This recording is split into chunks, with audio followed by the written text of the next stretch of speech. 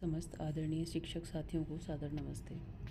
आज मैं आपसे चर्चा करने वाली हूँ कि निपुण भारत मॉनिटरिंग सेंटर पर हम अपना नेट का रिज़ल्ट कैसे देख सकते हैं और उस रिज़ल्ट को कैसे हम अपनी फ़िलहाल चल रही रिमीडियल शिक्षण के लिए प्रयोग कर सकते हैं। तो सबसे पहले जैसे मैंने गूगल क्रोम पर जाकर निपुण भारत मॉनिटरिंग सेंटर को टाइप किया तो वैसे ही हमारे सामने ये इंटरफ़ेस खुल गया। इस इंटरफ़ेस पर जो सबसे पहला ऑप्शन आ रहा है वो निपुण भारत मॉनिटरिंग सेंटर का आ रहा है। मैं इसे क्लिक करूँगी और इसको मैं सबसे पहले यहाँ 3 डॉट्स पे जाके और हमें अपना ये डेस्कटॉप साइट पर क्लिक कर लेना। नॉर्मली ये ऐसे अपीयर होता है। इसे मैं जब डेस्कटॉप साइट पे ऐसे टच करूँगी तो ये हमारा इस तरह से इसका व्यू आता है कि जैसे हम इसे लैपटॉप पर देख रहे हों। यहाँ पर जिस नंबर से लॉगिन करना चाहती हूँ यहाँ मैं अपने और ये पासवर्ड है और इसके बाद जो भी हमारा कैप्चा आएगा हम उस कैप्चा को टाइप करेंगे। इसके बाद हम लॉगिन करेंगे और लॉगिन करने पर ये हमारा इस तरह से एक इंटरफ़ेस खुल जाता है। मैं जिस नाम से जिस नंबर से लॉगिन करूँगी यहाँ पर आप अपना नाम देख सकते हैं। अब जैसे ही आप इस इंटरफ़ेस पे पहुँचेंगे यहाँ पर आपको लर्निंग आउटकम फॉर 2024 ये ओपन करना है। इसको ओपन करते ही आप देखेंगे कि आपका यहाँ स्कूल का नाम लिख के आया है। यहाँ पर आप जैसे ही ओपन करेंगे कक्षा 1 में 15 बच्चे पढ़ते हैं और ये आपका रिज़ल्ट हर बच्चे का खुल कर आ जाएगा। अब इस रिज़ल्ट में आप अगर ये देखें कि आपको यहाँ पर से पहले ड्रॉप डाउन की संख्या बढ़ानी है। अगर आपके यहाँ क्लास में 50 तक बच्चे हैं तो आपको इसे सेलेक्ट करना है। अगर आपकी क्लास में 75 बच्चे हैं या उससे ज़्यादा बच्चे हैं तो आपको 75 तक बच्चे हैं तो आपको 75 वाला ऑप्शन लेना है। अगर आपकी क्लास में 75 से भी ज़्यादा बच्चे हैं तो आपको 100 वाला ऑप्शन चुनना है ताकि सारे बच्चे आपको एक साथ दिखाई दें। यहाँ पर आप ये देखेंगे कि ये आपको रिज़ल्ट एक एक करके यहाँ दिखाई देगा। बच्चे की आईडी दिखेगी, बच्चे का नाम दिखेगा और हर बच्चे का आप रिज़ल्ट देख सकते हैं। तो ये एक वन गो में आपको हर बच्चे का रिज़ल्ट यहाँ पर लर्निंग आउटकम दिखाई दे रहा है। अब आप ये समझ सकते हैं कि जो आपका खुशी नाम का बच्चा है, छात्रा है, उसने इन 2 प्रश्नों को गलत हल किया है।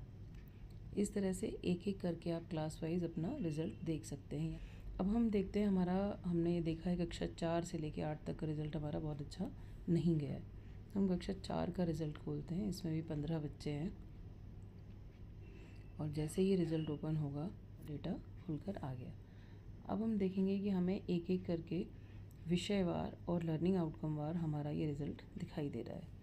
तो आप यहाँ से जब ये रिज़ल्ट देखेंगे कि मान लीजिए हमारे बच्चे अंग्रेज़ी में कौन कौन से बच्चे बहुत कमज़ोर हैं या पूरी क्लास में अगर 15 बच्चे हैं तो 15 में से 5 बच्चों पर अंग्रेज़ी पे हमें काम करना है और कौन से वो लर्निंग आउटकम हैं जिन पर सभी बच्चे एक तरह से ख़राब कर रहे हैं। तो यहाँ देख सकते हैं, कह सकते हैं कि एवरेज रिज़ल्ट है, कक्षा 4 के बच्चों ने ठीक ही काम किया है। तो यहाँ पर आप अंग्रेज़ी का रिज़ल्ट देख रहे हैं। इसके बाद आपको बच्चे का यहाँ पर ईवीएस का रिज़ल्ट खुल रहा है और इसके 4 लर्निंग आउटकम आपके हैं, 5 लर्निंग आउटकम हैं। अब इसके बाद आपको यहाँ से हिंदी का लर्निंग आउटकम स्टार्ट हो गए हैं। तो हिंदी के आपके 1, 2, 3 लर्निंग आउटकम। और सबसे ख़राब लर्निंग आउटकम में कहाँ परफॉर्म किया है कि बच्चे किसी वाक्य में संज्ञा, सर्वनाम, क्रिया, विशेषण को पहचान लेता है और बोलने तथा लिखने में उसका प्रयोग करता है। तो एक नज़र में ये लर्निंग आउटकम अकेला ऐसा है जिसमें आपकी क्लास 1, 2, 3, 4, 5, 6, 7 बच्चे यानी लगभग 50% बच्चे आपके इस लर्निंग आउटकम में अच्छा परफॉर्म नहीं कर रहे हैं। अब यहीं से हमको एक इंसाइट मिलनी शुरू होती है कि जो हमारा अभी रेमेडियल चल रहा है उस रेमेडियल में हम अपने इन बच्चों के इन्हीं लर्निंग आउटकम पर ज़्यादा फोकस करते हुए उनका शिक्षण कार्य कराएं। इसके बाद हम देखेंगे, अब मैं कक्षा 6, 7, 8 में चलती हूँ। तो कक्षा 7 में मैं रिज़ल्ट ओपन करती हूँ। तो इंग्लिश में हम देखेंगे पहला learning outcome, the child is able to recite poems with proper rhyme, rhythm and intonation. इस लर्निंग आउटकम में सारे के सारे बच्चों का रेड जोन में परफॉर्मेंस है। अब रेड जोन का मतलब इस लर्निंग आउटकम में हमारे सभी बच्चे कमज़ोर हैं। दूसरा हमारा जो एक और लर्निंग आउटकम है, the child is able to read stories and other text and infer the meaning of unfamiliar words. इसमें भी हमारा परफॉर्मेंस अच्छा नहीं है। इसी तरह अगला लर्निंग आउटकम है, उसमें भी हमारे बच्चे जो हैं वो बहुत अच्छा रिज़ल्ट नहीं दे रहे हैं। तो इस तरह हमें ये इंसाइट मिल रही है कि हमारा कौन सा विषय सबसे ख़राब बच्चों ने परफॉर्म किया है। जैसे तो हिंदी में बच्चे अच्छा परफॉर्म करते दिख रहे हैं, हिंदी के सभी लर्निंग आउटकम में बच्चों ने अच्छा किया है, लेकिन अपठित गद्यांश में अच्छा रिज़ल्ट नहीं है। विराम चिन्ह और आपका शब्द विन्यास, वाक्य संरचना, इनमें बच्चों ने अच्छा परफॉर्म नहीं किया है। तो ओवरऑल मुझे ये कहना है कि आपको हर बच्चे का रिज़ल्ट यहाँ डिटेल दिख रहा है और आपको ये दिख रहा है कि कौन से विषय में हमारे बच्चों ने सबसे ख़राब परफॉर्म किया है।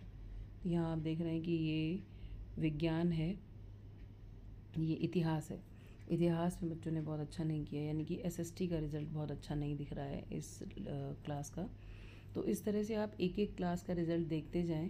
और एक रिक्वेस्ट मैं और करूँगी कि अगर रिज़ल्ट आपको इतना ख़राब दिख रहा है और आपको लगता है कि नहीं, आपने इतना ख़राब हमारे बच्चों ने नहीं परफॉर्म किया है, तो प्लीज़ एक बार आप अपनी OMR शीट्स को निकाल कर देखें और उन OMR शीट्स के माध्यम से आप ये देखें कि जैसा आपके बच्चों ने रिस्पॉन्सेस दिए थे, क्या उसी हिसाब से उनका रिज़ल्ट आया है।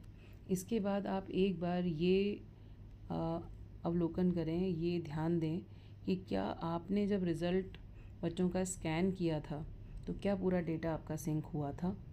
इसके अलावा आप ये भी ध्यान दें कि सिंक के अलावा क्या जब आपने डेटा स्कैन किया था तो आपके यहाँ सभी ने मैनुअली सही आंसर, यानी कि बच्चे ने जो आंसर OMR शीट पर दिए थे, क्या आपने वही आंसर भरे थे।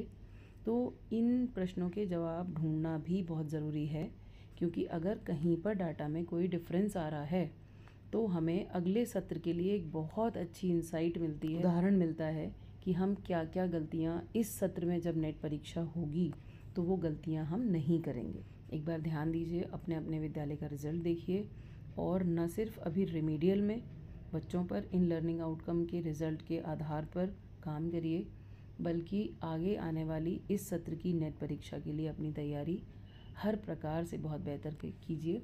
पढ़ाते आप अच्छा हैं ही, आपको बस जो काम करना है वो स्कैनिंग के समय बच्चों के आंसर्स को एडिटिंग और साथ साथ आपके डाटा सिंकिंग पर पूरा ध्यान देना है। इस वीडियो को देखने के लिए बहुत बहुत धन्यवाद। और कहीं भी कोई दिक्कत आपको अगर आए तो आप प्लीज़ कॉल करें अपने ARP साथियों को, आप मुझे भी कॉल कर सकते हैं, आप किसी भी अपनी टीम मेंबर को संपर्क करें और कोई भी समस्या आने पर हमें बताएं और उसका हल हम आप लोगों को ज़रूर देंगे। बहुत बहुत धन्यवाद आप सभी का।